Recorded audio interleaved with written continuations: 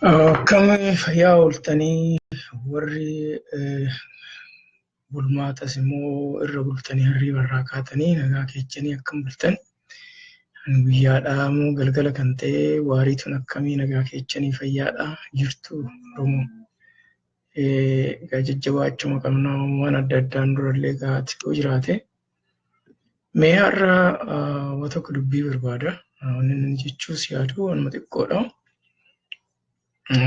Meeqoottaa seenaa wal dhaggeeffannaa waliin haasofnaa waliis dabarsaadha. Bareedatu biyya keessa illee ta'aa jira. Akkasumallee immoo yoo wanni rakkoon Oromoo silas numarra jirti. Yeroo ammaa kanatti wanni barbaachisaa ta'e dubbiin lafa qabachaa jirti. Egaa ijoollee akka laayyootitti ilaaluun nurra hin jiru. Dhugaa fi fuula dhoksuun waan hin danda'amne. Hammamillee turu, hammamillee fagaatu dhugaan inuma baate. Qeerroon bilisummaa Oromootii fi WBOn yeroo ammaa kanatti hojii guddaarra jira. Nus waan dirqama lammummaa nurra jiru yeroon bahuudhaaf yeroo irratti hojjennu amma jedhee yaadaan yeroo kana. Mee tokko dubbadha. Mee ganda haa jennu. Namni ganda hin qabne hin jiru. Ganda malee kan hin dhaabbannes hin jiru. Gandi warra wal awwaaludha. Gandi warra wal fuudhudha. Gandi warra wal heerumsiisudha. Ganda malees jiraachuun hin danda'amne. Ganda gandaan bakka jirruuni dammaqnee oduu as geenye silaa Oromoon nyaamni nu keessatti hidda godhatteetuun balleessaan barbadeessaan jirtu turte. Sanis hin goone bakka fagoo deemnee karaa fagoo deemnee jirra amma.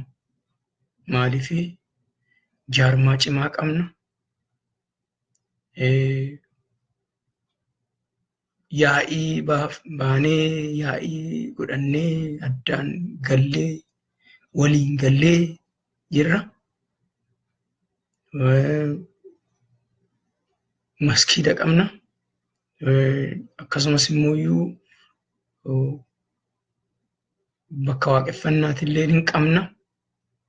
Waan baay'ee qabna. Waan tokko miti Oromoon yeroo ammaa kana kan qabdu. Caasaa qabna. Bakka itti wal geenye waliin haasofnu.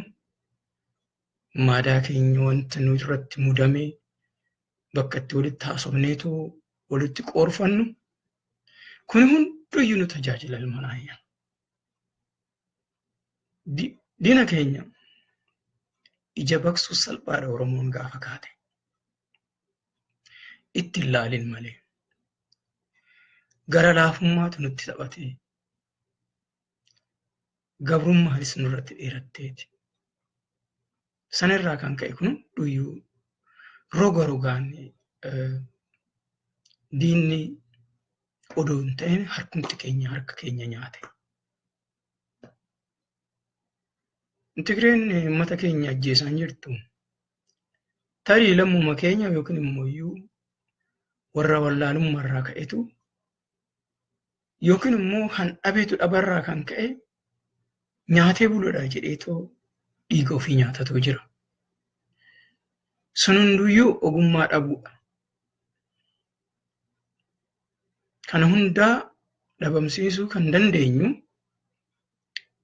tooftaa fi tooraan Oromoon bakka jirutti walitti haasa'uutu irra jira. Oromoon nama lammii biraa jeequu miti.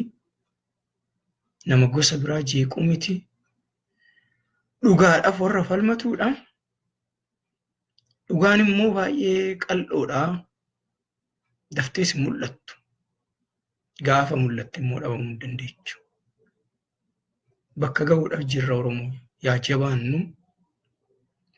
Diinonni keenya tooftaa isaan dhimma itti ba'anii numa waliin rukutaa turan. Hamma ammaatitti. Hamma har'aatitti. Mee amma hubattanii tokko ilaaltan OPDO'n keessa ijoolleen jirtu akka Lammaa Magarsaa fa'aatti as bahee uummata Oromoodhaa kana ila qabbaneessuudhaaf afaan mi'eeffatee gochaan inni jedhe jechi inni jedhe abaa'umatu iyyuu achi dhaabbatee jechuu dandeecha. Ijoolluma abaa'otii jettee dubbachuu dandeecha. Mirga Oromootii fi immooyyuu tooftaa garagalchee akkuma sana immooyyuu jala miliqee raawwatee nu balleessuudhaaf warra alaa dhufetu iyyuu jedha. Kan isaan qabanii fi kan Oromoon qabdu garuu garaagarummaan isaa baay'ee fagoodha. Maaliif jilba Oromoo qabatee hin kakanne kakuu lafee akaakilee abaabilee isaatiin hin kakanne hankakateen uummata san tajaajiluudhaaf. Isin warri tajaajila Oromoodhaaf jettanii baatanii biyya hambaa keessas jirtan biyya keessas immoo kan jirtan murannoodhaan deema.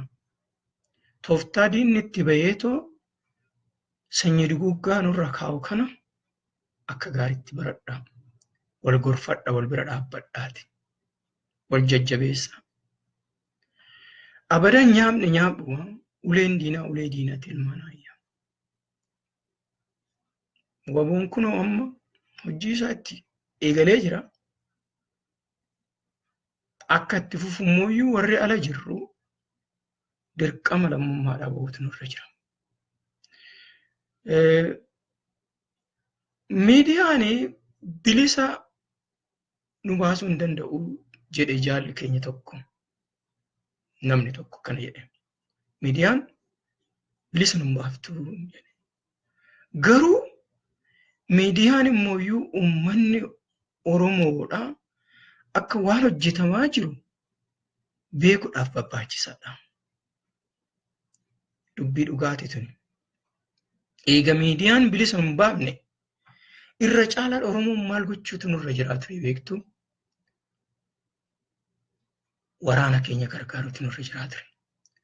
Waraanni keenya bosona keessatti si'a meeqa biyyoo keecha gangalachaa aduu fi roobaa fi qabbanaa fi oo'aa fi waa meeqa danda'ee nuu jedheetoo saba koo guyyaa takkallee aduu gaarii akka argitu jedhee yoo achitti inni rakkatu nu garagalleetu yoggaa arrabsinu gadda guddaatu natti dhagahama. Baay'ee gadda guddaatu natti dhagahama. Hunduma keenyattuu numa dhagahama. Maaliif namni waaqni sammuu morma kana kan uume akka achi garagalluu kanaaf garagalee kan hin laalle hin jiru. Warri miidiyaa sooshaal miidiyaa kana nutti tole jennee as baanee qeequmaaf afaan keenya ol baafnu yabooti mee of qusadhaa. Irraa of qusadhaa. Of qusachuun gaariidha. Maaliif wanni qabnu takkuma waliin Oromoodha. Han qabnu maali? Ejjenni keenyas tokkuma. Dhaabbanni keenyas tokkuma. Karoorri keenyas tokkuma. Walabummaa bilisummaa saba keenyati. Wanni goonu hundumtuyyuu boru garagaleetoo yeelloo nutti ta'a. Yeroon hin dabarti. Tigreen tuni amma kufti baddee jirti beekaa. Hin baddi gaafa ishiin baddee garagalleetu immoo akka ofii keenyaaf waan biraa keessa seenneef waraana adda bilisummaadhaa gargaaru. Waraana adda bilisummaa biraa dhaabbannu akka miidiyaadhaa fi horii hiigne san amma immoo waraana horii haa baafnu. Bakka jirrutti, afooshaa jirrutti, waldaa jirrutti, maskiida jirrutti irratti hojjechuudha. Dirqama Oromummaadhaa bahuutu nurra jira. Fakkeenya tokkoon isinii hima. Bara 1981 biyya Suudaanii keessa Poort Suudaaniin ture warra Eertiraadhaa hojii guyyaa hojjetaatti dubartoonni isaanii waan adda addaa hojjechaa dhiirri isaanii waan adda addaa hojjechaati galgala yoggaa waariin geeche jiinee biyya sanii walitti funaananiitu nama tokkoon biyyatti ergan waraana isaanii gargaaruudhaaf yeroo san beeka Oromoon san caalaa gochuu dandeenya nuyi amma kumaatamaan ala baanee jirra maatii guddaadhaan Rabbi nu badhaase waan baay'eedhaan ummata badhaadha ummata sammuu isaatillee qulqulluu ummata jeeqama hin qabneedha ilmaan ayyaa dhugaa ani nan gammada Oromootti baay'een itti boona jeeqama hin qabnu amantiidhaan jeeqama hin qabnu wanni nu jeeqama nutti fide maalinni gabrummaa duwwaadha maaliif kanan goone duwwaatu jeeqama nutti fide malee wanni biraa jeeqama hin qabnu nuyi amantii waliin lollu tokko kiristaana ta'e tokko islaama abbaan manaa kiristaana haati manaa immoo islaama kun waaqeffataadha kun pheenxeedha kun galata waaqaati argitanii saba boonadha nuyi saba mirga addunyaa kanaaf falmuu danda'uudha wanni nu qabnus akkasi gadaanis ilmaan ayyaa gadaan deebiteetoo implementii taati Oromiyaa irratti gaafa gadaan dhufteetoo implementii taate hojjechuu gaafa eegalte Afrikaan bilisa baati nuyi bilisa baasa Afrikaati ilmaan ayyaa dhugaan isiniin jedha Afrikaan wanna baay'een odoo qabduu qabeenya guutuu odoo qabduu addunyaa kanarratti yetti taate jiraatti Afrikaan yaa ilmaan ayyaa daa'imman diinachi dhufa bee warqeen meeqa kumaatamaan kan lakkaa'u Afrikaa keessaa bee biyya addunyaa nurratti taphatti maaliif kun hunduuyyuu kan ta'e waan isaan barbaadan waan hojjennuuf waan nu barbaadu hojjenne wanna nu barbaadnu yaa hojjennu harka wal qabannee ciccinee woboo bira dhaabbannee haa buqqifnu tooftaan woboon dhimma itti baatoo jiru Oromoos amazing people really dhugumaan isinii jedha ummata dinqisiisaadha wanni ummanni Oromoo qeerroo waan ishiin hojjettu wanti dinqisiisaadha kan hubadhaa argitu hin jiru addunyaa kanarratti namni qawwee ibidda baatee sitti dhufu kana harka duwwaa fuulduratti akkasitti suduudhaan itti deemu Oromoo waliin argitu hin jiru kutataa waa tokko sodaan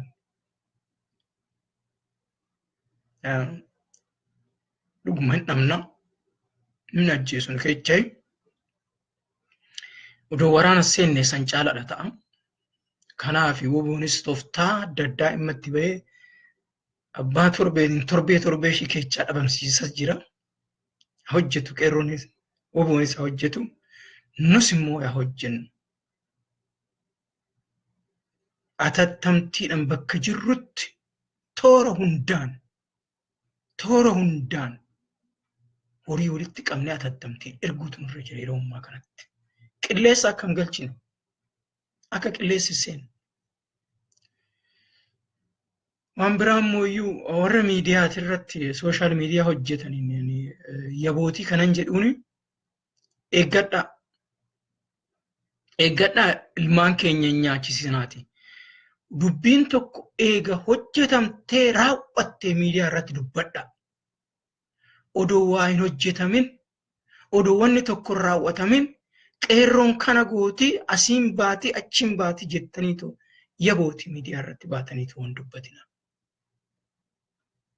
nu nyaachisa ijoollee keenya nyaachisa jirattanii qeerroonni sagantaa qabanii karaa isaan itti deemanitti akka isaan itti deemanitti suduudha isaan ittiin deemanitti haa fixanaa hojjetan hojii isaanii keessa seenina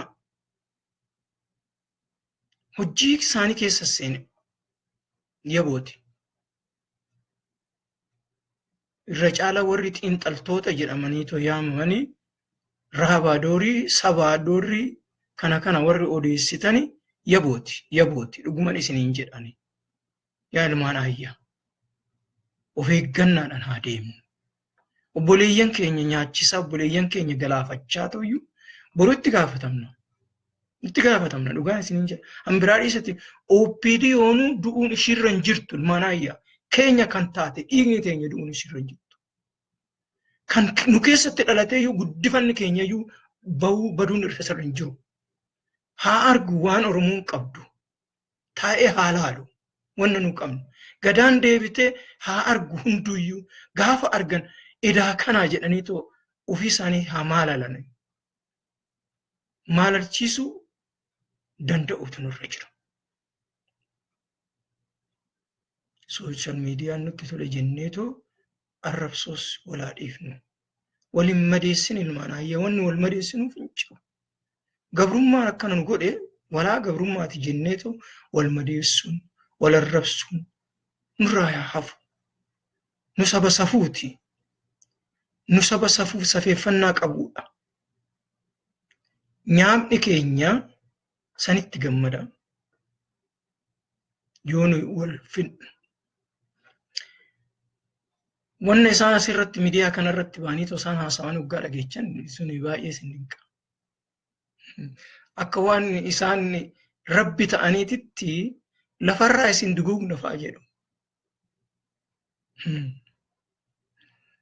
Egaa rabbi beeka isaa. Eenyu akka duguugu waaqatu beeka. Garuu yaa Oromoo hojii hojjetadhaa jabaadhaa. Dhaabbadhaatii gita walii ta'a. Gita woboodhaa ta'a dhaabbadhaa hojii keessan itti fufa. Cimaatii hojiin haa hojjetamtu. Woboon itti haa fufu.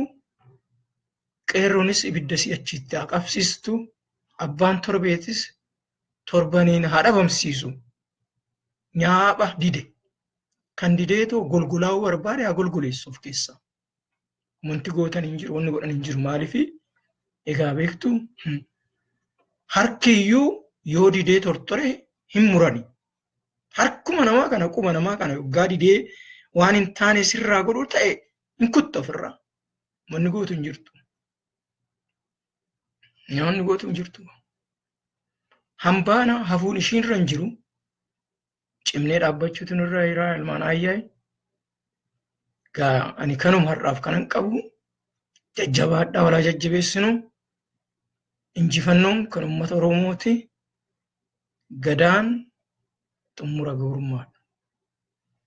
Nagaan na jiraadhaa.